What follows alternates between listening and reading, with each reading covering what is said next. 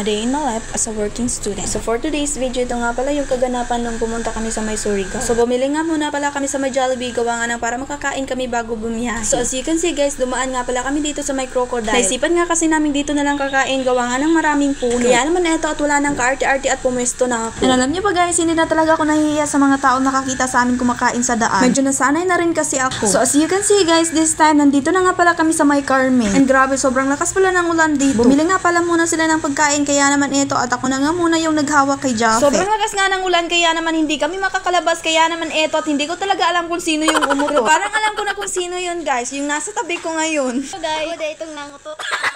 Fast forward yan guys, andito na nga pala kami sa may Bislik. Kaya naman ito, tuminto nga muna kami para nga makapag-picture dito sa I Love Bislik. Pagkatapos nga namin mag-picture at ito na nga yung sumalubong sa aming view. Grabe be, sobrang namangha talaga ako sa lugar nila. Kaya naman sobrang na-excite na nga ako makita yung Enchanted River at saka iba pa nilang beach dito. So as you can see guys, andito na nga pala kami sa may Hinatuan. Medyo madilim na nga, kaya naman ito at naghahanap na nga kami ng matutulog. Alam niyo ba guys, mayroon mga room for rent dito malapit lang sa Enchanted River. So pagkapasok nga namin ito at nagluto na nga ako ng panghapunan namin. Pagka kinabukasan nga niyan ito at maaga nga kaming nagising. Mayroon nga pala silang alagang unggoy, kaya naman grabe talaga yung tawa ni Jaffe dito. So yun na nga guys, pagkatapos nga namin mag-almusal ay pumunta na kaagad kami dito sa may Enchanted River. And grabe be, sobrang dami nilang paninda. May pa-eme-eme pa nga kami dyan, pati bata ay dinadamay pa. So yun na nga guys, pagkatapos niyong magbayad ng entrance fee ay hintayin nyo na lang yung minibus nila. Pero wag kayong mag-alala kasi mayroon naman silang parking lot. So pagkapasok niyo nga dito sa Enchanted River guys, makita nyo na kaagad tong magandang view. And alam niyo ba guys, mas mabuti talaga kapag maaga kayong pumunta dito, gawa nga ng konti lang yung tao. Dahil sa sobrang ganda ng view dito guys, hindi pwedeng hindi natin maikutan yan. And alam niyo ba guys, sobrang tagal ko na talagang gustong pumunta dito pero wala talaga tayong pera be. And alam niyo ba, 15 years old ako nung pinangarap kong makapunta dito. Pero ngayon 20 years old na. Kaya naman kayo guys, kung mayroon kayong gustong puntahan na lugar, wag kayong mainip at hintayin nyo na lang yung right time. Kasi malay natin at mayroon gagamitin si Lord na isang tao para matulungan ka makapunta sa lugar na yan. So yun na nga guys, parang napagod na talaga ako kakarap dito mag voice over. So yun na nga guys, naglakad lang pala kami nito papunta sa may boating site. Naisipan nga kasi namin mag-island hopping, gawa nga ng para mas masulit namin yung time namin dito. Ay talaga nga namang ano na namang trip yan, Kisha. And alam niyo ba guys, first time ko makasakay ng bangka. Kaya naman ito at hindi ko talaga ma-explain yung nararamdaman ko. Kaya naman ito at ikot muna tayo para mawala yung kaba. Pagkasakay ko nga sa bangka ito at sinuot ko na nga yung life jacket ko at mahirap na. Ay naku, hindi pa naman ako marunong lumangoy. And alam niyo ba guys, sobrang saya ko talaga sa time na yan. Guys, na-realize ko na kailangan ko talagang magsumikap kasi I want to experience new things in life. O diba, English yun din. And alam niyo ba guys, sobrang saya ni Jaffe makasakay ng bangka.